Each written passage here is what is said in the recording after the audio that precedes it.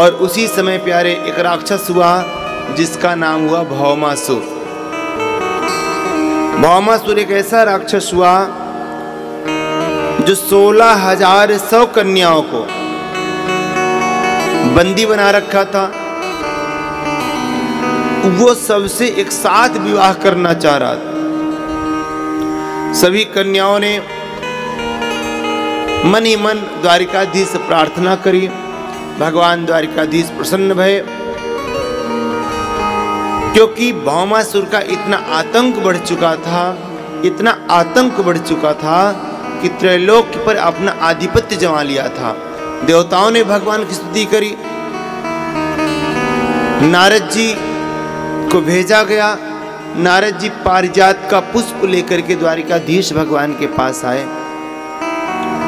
और कहा कि हे प्रभु, भौमासुर का बहुत आतंक है, जिसने देवताओं की मां अदिति के कुंडल को भी छीन लिया और मणि पर्वत पर भी अपना अधिकार जमा लिया है।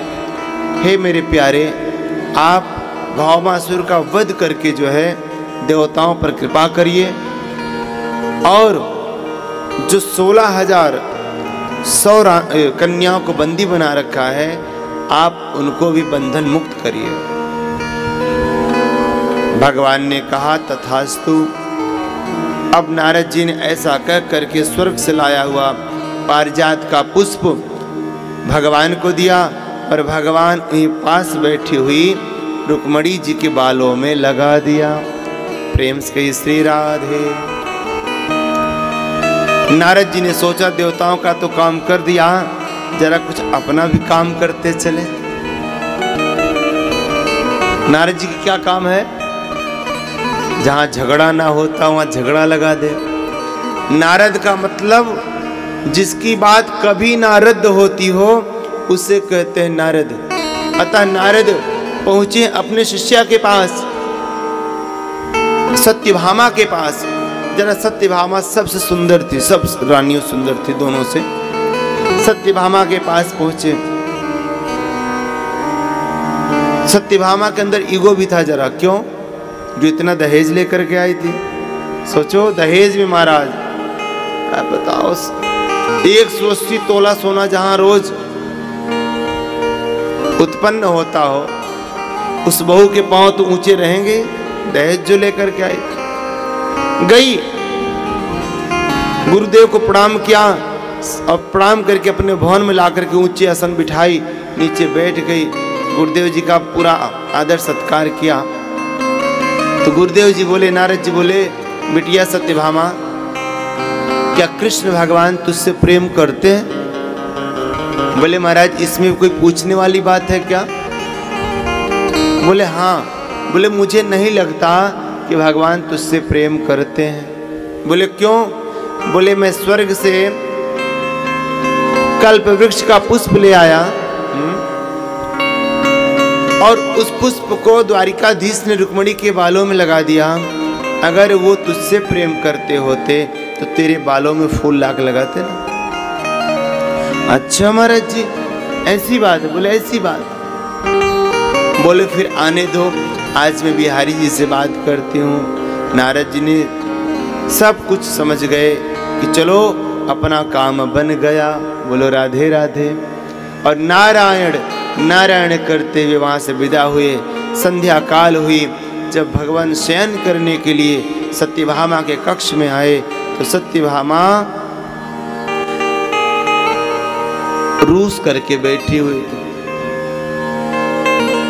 भगवान के पास में, बोले क्या बात है, क्यों आप नाराज हैं? बोले प्रभु आप मुझसे बात मत करिए, आप रुक्मणी से ही बात करिए। क्यों? बोले रुक्मणी से आप बहुत प्रेम करते हैं। बोले नहीं नहीं देवी मुझे बताइए तो क्या बात है? बोले आपने रुक्मणी के बालों में पारिजात का पुष्प लगाया, उनके बालों को संवारा, क्या आप मेरे बालों को नहीं संवार सकते थे? तो बिहारी जी ने कहा देवी रुक्मणी पास में बैठी थी इसलिए उसके बालों में लगा दिया, तुम थी नहीं। सत्यभामा ने कहा अच्छा मुझको वही पुष्प चाहिए, पारिजात वाला ही पुष्प चाहिए। भगवान ने सोचे अब रुक्मणी के बालों में से निकालूं और इसके बालों में लगाऊं तो रुक्मणी नाराज हो जाएगा। अब भगवान मदे 3-3 के चक्कर में परेशान है, प्रेम से श्री राधे। यहां तो ये कोई संभालना महाभारत है, प्रेम से गई श्री राधे। एक पति की बात मुझे याद आ रही है। वो बेचारा ही और क्या है विवाह हुआ,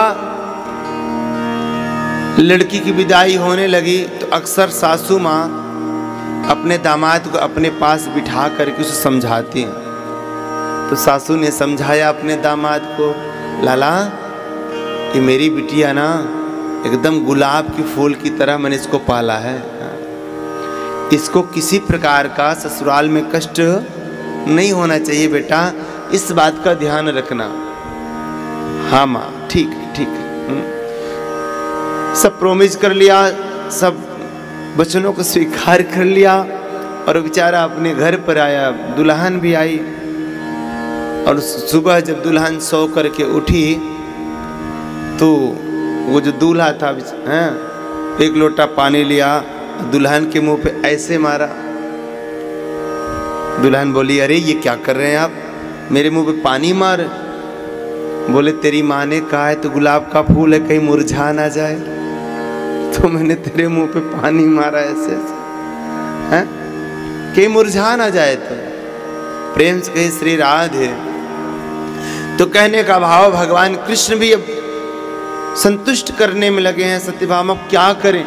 बोले, महाराज मुझको वही पुष्प चाहिए। बोलो, यहाँ नहीं मिलता, स्वर्गलोक मिलता है। बोले, चाहे जहाँ मिले महाराज, हमें चाहिए तो वही पुष्प चाहिए। अच्छा, तो भगवान बोले चलो। अतः भगवान सत्यभामा को अपने गरुड़ पर बिठा करके भगवान स्वर्गलोक की तरफ गए हैं। रास्ते में भौमासुर मिला है और भौमासुर ने भगवान पर प्रहार करना प्रारंभ किया है। ये भौमासुर कौन है? ये सत्यभामा कौन है? प्यारे, ये सत्यभामा साक्षात धरती हैं। जिस समय धरती पाताल लोक में गई थी और मेरे वाराह भगवान धरती को लेकर के वापस समुद्र के ऊपरी सतह पे ला रहे थे, तो वाराह भगवान और धरती के संपर्क से एक पुत्र की प्राप्ति हुई थी। एक असुर ने जन्म लिया था जिसका नाम हुआ था भौमासुर। उस समय धरती मैया ने निवेदन किया था कि हे प्रभु, आप इसे तब तक मत मारना जब तक मैं न कहूं। आज वही धरती सत्यभामा के रूप में अवतरित हुई है और भगवान आज जा रहे हैं तो धरती को साथ लेकर के जा रहे हैं, सत्यभामा को साथ लेकर के जा रहे हैं। अब जब पहुंचे हैं तो स्वर्ग में पारिजात पुष्प लेने से पहले भौमासुर से युद्ध हुआ। भौमासुर ने अनेक अस्त्र शस्त्र भगवान पर चलाए।